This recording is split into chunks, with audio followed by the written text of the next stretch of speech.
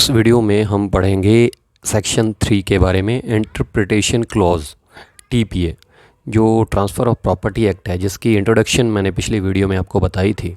जो बेसिक चीज़ें मैंने आपको बताई थी उसके सेक्शन 3 के बारे में जानेंगे। इंटरप्रिटेशन क्लॉज, अब इसमें पढ़ेंगे क्या क्या। देखिए, एक तो इंस्ट्रूमेंट के बारे में जानेंगे, इंस्ट्रूमेंट क्या होता है, इसकी डेफिनेशन जानेंगे। जो एक्शनेबल क्लेम होता है, जिसके बारे में ऑलरेडी थोड़ा सा बता भी चुका हूँ, उसकी डेफिनेशन के बारे में जानेंगे। अटेस्टेशन क्या होता है, इसकी डेफिनेशन, रजिस्ट्रेशन की डेफिनेशन और नोटिस की डेफिनेशन। तो सबसे पहले बात कर लेते हैं इंस्ट्रूमेंट। अब इंस्ट्रूमेंट की इसमें जो डेफिनेशन दी गई है वो दी गई है, non testamentary instruments are instruments.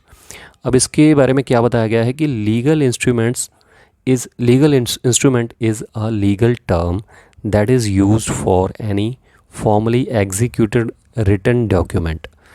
अब यहाँ पर जो देखिए, नॉन टेस्टामेंट्री क्या है, पहले बात कर लेते हैं कि टेस्टामेंट्री क्या माना गया है। इसमें विल, जैसे कि विल होती है, वसीयत होती है। अगर मान के चलिए कोई ए नाम का व्यक्ति है, उसने बी नाम के व्यक्ति के लिए विल करवा दी, वसीयत करवा दी। अब ए नाम के व्यक्ति की हो गई डेथ, अब मरने के बाद ये प्रॉपर्टी ट्रांसफ़र हो रही है बी नाम के व्यक्ति को। तो अब ये टीपीए में गवर्न नहीं होगी, टीपीए के अंतर्गत नहीं आएगी। क्यों? क्योंकि मैं ऑलरेडी आपको पिछली वीडियो में, जब मैंने आपको बेसिक चीज़ें बताई थी, इंट्रोडक्शन वाले जो वीडियो है, उसमें मैंने आपको बताया था कि लिविंग टू लिविंग पर्सन जो है वो ट्रांसफ़र होती है प्रॉपर्टी। लेकिन इसमें तो ये बंदा इसकी डेथ हो चुकी है, मर चुका है, तो डेड पर्सन से लिविंग पर्सन को ट्रांसफ़र हो रही है property with the help of will, वसीयत के द्वारा। तो ये सक्सेशन में गवर्न होता है, तो ये इसमें नहीं आएगा। ठीक है, तो ये हो गई non testamentary instruments are instruments. तो ये इसकी डेफिनेशन हो गई। अब बात कर लेते हैं एक्शनेबल क्लेम की, कि एक्शनेबल क्लेम क्या होता है। अब देखिए, एक्शनेबल क्लेम की बात कर लेते हैं कि एक्शनेबल क्लेम क्या होता है। एक्शनेबल क्लेम ये है कि अगर आपने किसी को डेट दिया है, मतलब आपने किसी को उधार पैसे दिए हैं, मान के चलिए आपने 2 लाख रुपए किसी को दिए हैं, और कोई एग्रीमेंट हुआ, तो एग्रीमेंट के तहत वो 2 लाख रुपए उसने आपको लौटाए नहीं हैं, या कुछ पैसे लौटा दिए, कुछ पैसे नहीं लौटाए।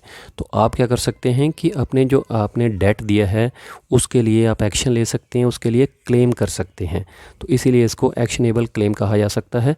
और आप and also approach the court for recovery his debt और क्लेम। और आप अपनी रिकवरी के लिए, अपने पैसों के लिए, अपना वसूली के लिए, जो आपने उधार दिया है, जो वापस नहीं कर रहा है दूसरा बंदा, उसके लिए आप क्लेम करने के लिए कोर्ट में भी जा सकते हैं। तो इसको एक्शनेबल क्लेम बोला जाता है। अब नेक्स्ट बात कर लेते हैं अगले पॉइंट के बारे में। अब बात कर लेते हैं अटेस्टेशन की। देखिए, अटेस्टेशन क्या है, by 2 or more witnesses who are not parties to the transaction, major and of sound mind. अब इसका एग्जांपल मैं आपको दे के बताता हूँ। जैसे कोई ए नाम का व्यक्ति है, उसने ट्रांसफ़र की प्रॉपर्टी बी नाम के व्यक्ति को, कोई भी टाइटल डीड वगैरह कर दी। अब ये प्रॉपर्टी है, ये प्रॉपर्टी के डॉक्यूमेंट है, मान के चलिए यहाँ पर सिग्नेचर कर दिए ए ने भी और बी ने भी।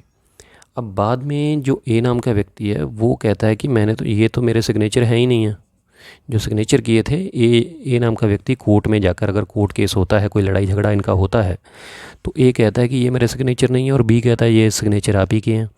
तो कोर्ट किसको मानेगा? इसलिए कोर्ट जो है, वो जो लॉ जो है वो क्या कहता है कि उसे विटनेसेस चाहिए, उसके गवाह चाहिए। तो जब भी ऐसा कोई डॉक्यूमेंट है वो होगा, ट्रांसफ़र होगी प्रॉपर्टी, तो उसके लिए 2 गवाह लगेंगे। 2 गवाह होने चाहिए, 2 या 2 से ज़्यादा होने चाहिए। वो कोई भी हो सकते हैं, लड़का हो सकता है, लड़की हो सकती है। मेजर होना चाहिए, 18+ होना चाहिए, और ऑफ साउंड माइंड, मतलब बिल्कुल ठीक ठाक होना चाहिए। तो 2 गवाह होंगे, वो उनकी मौजूदगी में ए भी साइन करेगा और बी भी साइन करेगा, तो वो कल को गवाही दे सकेंगे। तो इसको बोला जाएगा अटेस्टेशन। ये अटेस्टेशन की डेफिनेशन है लॉ के अंदर।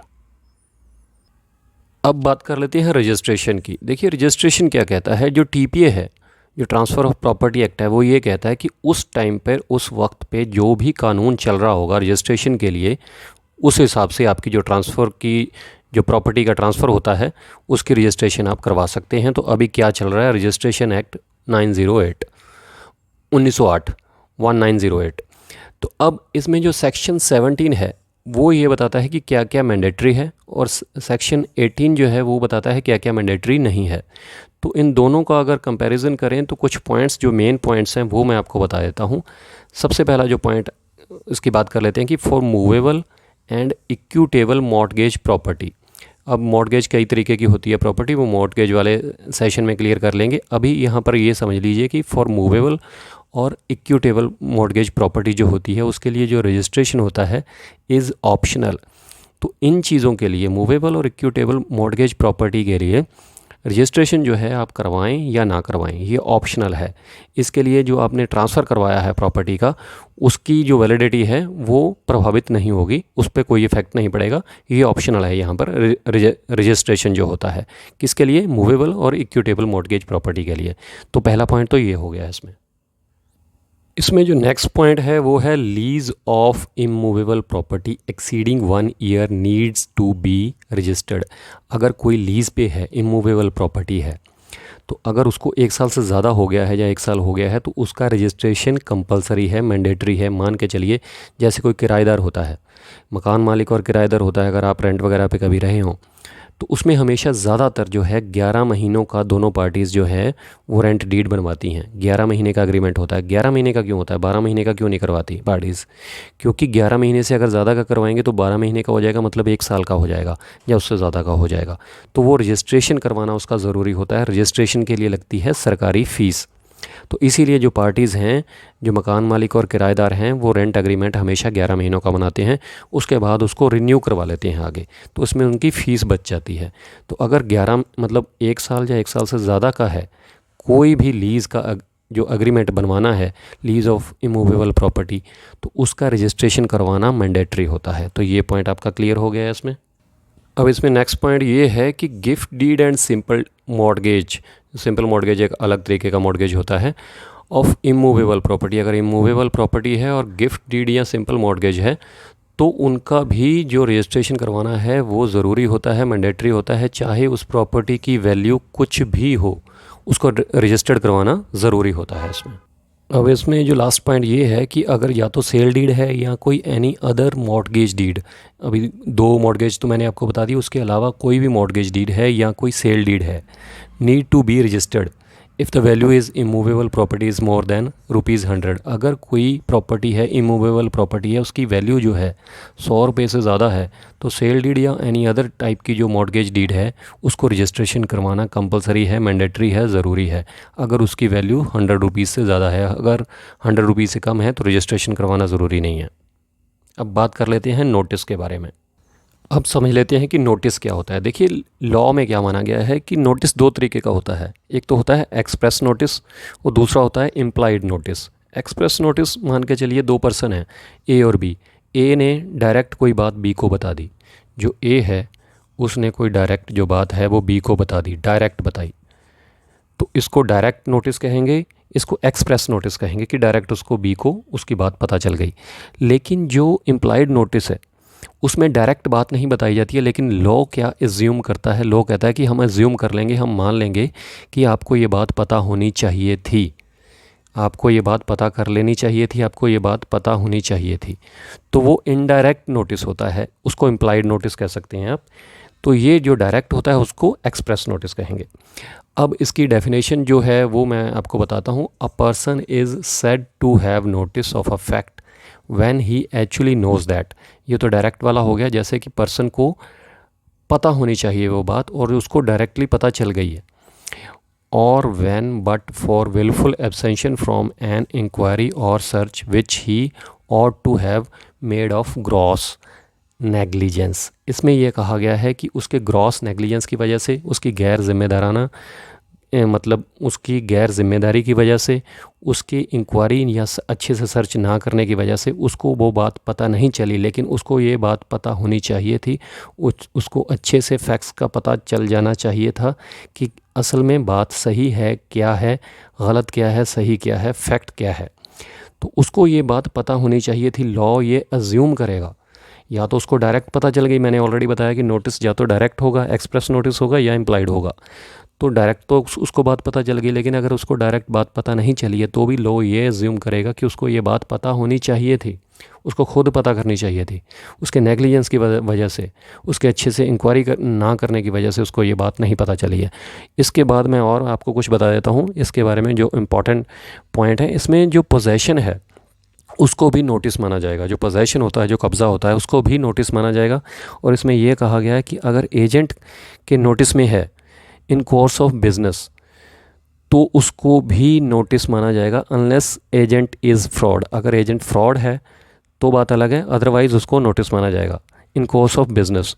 और जो रजिस्ट्रेशन होता है वो भी is equal to constructive notice के बराबर होता है। अब नोटिस को मैं और अच्छे से आपको एग्जांपल देके समझाता हूँ ताकि अच्छे से क्लियर हो जाए, उसके बाद आप भूलेंगे नहीं कभी। देखिए, अब नोटिस को मैं अच्छे से समझाता हूँ। नोटिस क्या होता है? कोई फैक्ट होता है, कोई बात का किसी का पता चलना कि वो सच है या झूठ है या सही है या गलत है, कुछ भी है, मतलब ऐसा कोई फैक्ट ही आपको पता चलता है, वही नोटिस है। अब एग्जांपल आपको देके समझाता हूँ। देखिए, जैसे ऑलरेडी मैंने आपको बताया कि एक तो एक्सप्रेस नोटिस होता है, डायरेक्ट नोटिस होता है, और दूसरा होता है इम्प्लाइड नोटिस। अब मैंने आपको दो बातें यहाँ पर बताई। दो बातें ये हैं कि एक तो पोजेशन जो है, जो पोजेशन है वो भी प्रॉपर्टी का जो पोजेशन है वो क्या माना जाएगा? Possession is also notice. जो पोजेशन है वो भी नोटिस माना जाएगा, और जो इसके अलावा रजिस्ट्रेशन है वो भी इक्वल टू कंस्ट्रक्टिव नोटिस के बराबर मानी जाएगी, रजिस्ट्रेशन। अब इनको मैं अच्छे से आपको क्लियर कर देता हूँ कि ये किस तरीके से होगा। मान के चलिए, एग्जांपल ले लेते हैं कि कोई ए नाम का व्यक्ति है, उसने प्रॉपर्टी ट्रांसफ़र करी बी नाम के व्यक्ति को। हालांकि ये जो ए नाम का व्यक्ति है इसने ऑलरेडी सी नाम के व्यक्ति को, सी नाम के पर्सन को प्रॉपर्टी जो है उसकी रजिस्ट्री ऑलरेडी करवाई हुई है। यहाँ पर रजिस्ट्रेशन की बात हो रही है ना, कि रजिस्ट्रेशन भी एक कंस्ट्रक्टिव नोटिस माना जाएगा। तो सी को ऑलरेडी ए ने बेची हुई है प्रॉपर्टी, सी को ऑलरेडी रजिस्ट्री करवाई हुई है, लेकिन वो बी को ट्रांसफ़र कर रहा है, बी से भी पैसे ले लिए। अब जो बी है उसने प्रॉपर्टी के पैसे तो दे दिए, लेकिन बी ने खुद जाकर ये पता करने की कोशिश नहीं की, उसकी रजिस्ट्री चेक नहीं की। तो रजिस्ट्री इसने चेक नहीं की, क्योंकि इसने नेग्लिजेंस की। नेग्लिजेंस की बात आ गई ना यहाँ पे, जो ऑलरेडी हम डेफिनेशन में पढ़ चुके हैं कि इसकी गैर जिम्मेदारी थी। ये इसको सर्च करना चाहिए था, अच्छे से रजिस्ट्री देखनी चाहिए थी कि किसके नाम पर है रजिस्ट्री। तो इसने डॉक्यूमेंट्स चेक नहीं किए और इसने इसको प्रॉपर्टी ट्रांसफ़र कर दी, हालांकि ऑलरेडी ये इसको बेच चुका है।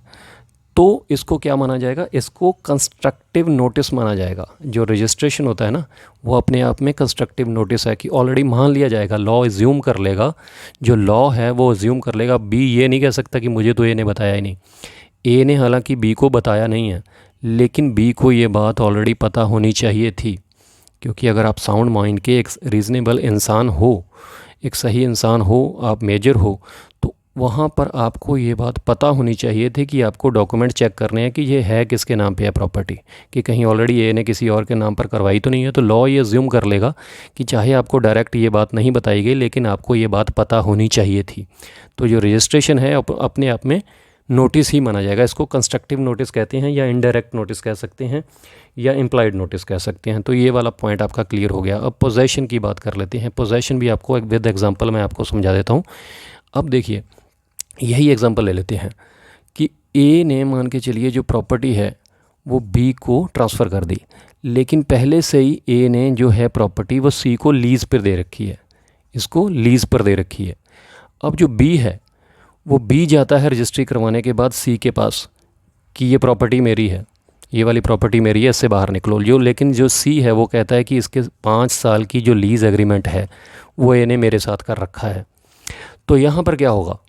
फिर बी प्रॉब्लम में आ गया, लेकिन बी ने इंक्वायरी नहीं की, इसने नेग्लिजेंस की। इसको ये बात ए ने डायरेक्ट बताई नहीं कि मैंने लीज़ पर दे रखी है ये प्रॉपर्टी, लेकिन बी को ये बात पता होनी चाहिए थी। लॉ यही एज्यूम करेगा कि इसको ये बात पता होनी चाहिए थी। तो ये जो पोजेशन है ये क्या माना जाएगा? ये भी एक तरीके से is also a notice. Possession भी नोटिस है। तो इस तरीके के नोटिस को कंस्ट्रक्टिव नोटिस कहते हैं, इनडायरेक्ट नोटिस कहते हैं। तो मुझे लगता है कि मैंने ये सारे पॉइंट्स आपको क्लियर कर दिए हैं। नेक्स्ट वीडियो में जो रह गया है जैसे कि इमूवेबल प्रॉपर्टी और मूवेबल प्रॉपर्टी, उसके बारे में बिल्कुल सिंपल तरीके से सिंपल शब्दों में आपको क्लियर करूँगा। अगर ये वीडियो आपको थोड़ी सी भी अच्छी लगी तो इसको लाइक ज़रूर कीजिएगा और मुझे कमेंट करके बताइए कि ये वीडियो कैसी लगी, ये सेशन कैसा चल रहा है ट्रांसफ़र ऑफ प्रॉपर्टी एक्ट का। पहले हम 2 वीडियो बना चुके हैं। पहला जो वीडियो था उसमें हमने बेसिक बातें की थी, इंट्रोडक्शन की थी। अभी जो वीडियो है इसमें मैंने आपको ये बेसिक चीज़ें बता दी हैं। सेक्शन 3 हमने अच्छे से क्लियर कर दिया है। इमूवेबल और मूवेबल प्रॉपर्टी के बारे में नेक्स्ट वीडियो में पढ़ेंगे। तो मुझे कमेंट करके ज़रूर बताइएगा, वीडियो लाइक ज़रूर कीजिएगा और शेयर कर दीजिएगा, चैनल को सब्सक्राइब कर लीजिएगा। शुक्रिया, धन्यवाद।